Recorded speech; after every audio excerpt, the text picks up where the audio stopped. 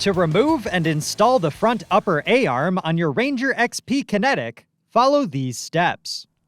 Park the vehicle on a flat level surface. Ensure it is in park, and remove the key. Next, remove the wheel from the vehicle. Begin by loosening the lug nuts while the vehicle is on the ground, but do not remove at this time. Then, safely elevate the vehicle. Reference your owner's manual for proper lifting techniques.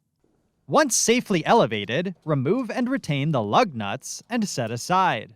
Then, remove the wheel and set aside. Next, remove the brake line fastener and carefully set the brake line aside. Then, remove the lower shock mount fastener and discard the nut.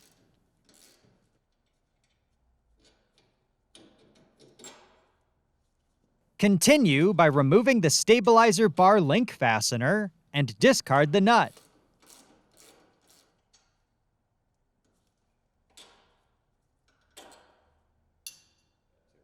Next, remove and discard the tie rod nut.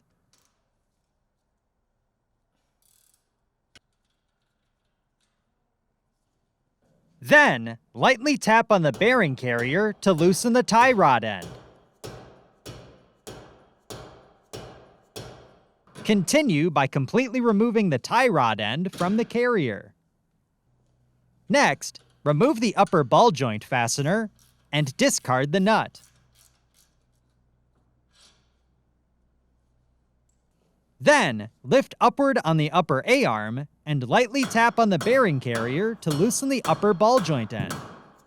Continue by completely removing the ball joint end from the bearing carrier. Before continuing, support the carrier with a wire hanger, rope, or retention strap to avoid damaging the brake line. Next, remove the upper A-arm fasteners and discard the nuts.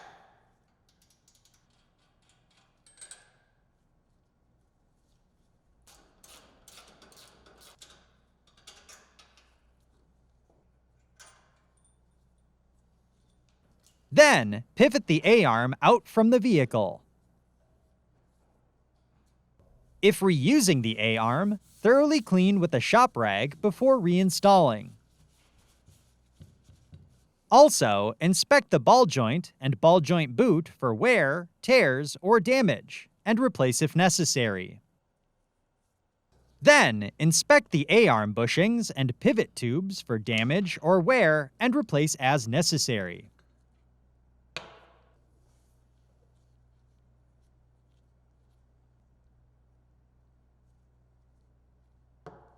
When reinstalling the bushings, ensure the tapered side is facing out. Also, ensure the control arm bushings are fully installed inside the arm before installing the pivot seals. Next, reinstall the A-arm and align with the mounting holes in the frame. Reinstall the previously removed fasteners from the outside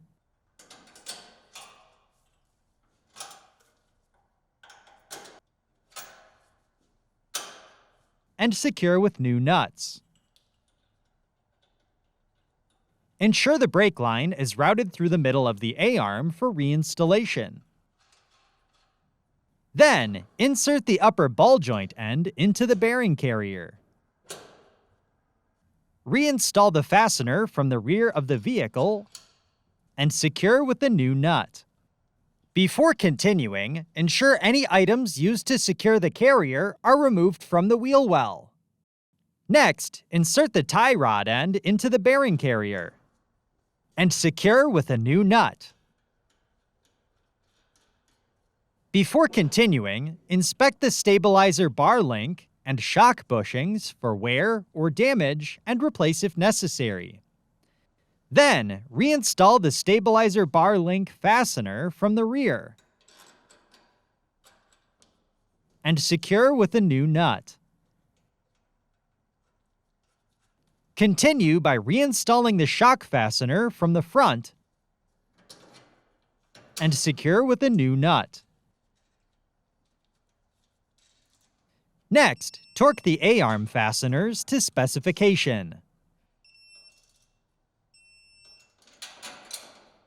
Then, torque the ball joint nut to specification.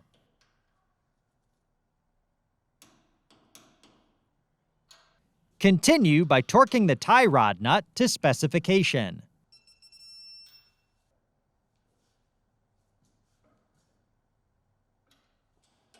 Next, torque the stabilizer bar link nut to specification. Then, torque the shock mount nut to specification. Next, insert the brake line bracket retention tab into the mounting hole in the A-arm, and install the previously removed fastener from underneath. Then, secure with a new nut and torque the fastener to specification. Next, install the wheel on the vehicle and tighten the lug nuts until fully seated. Once installed, safely lower the vehicle until the tires begin to touch the ground. This will help keep the wheels in place when torquing.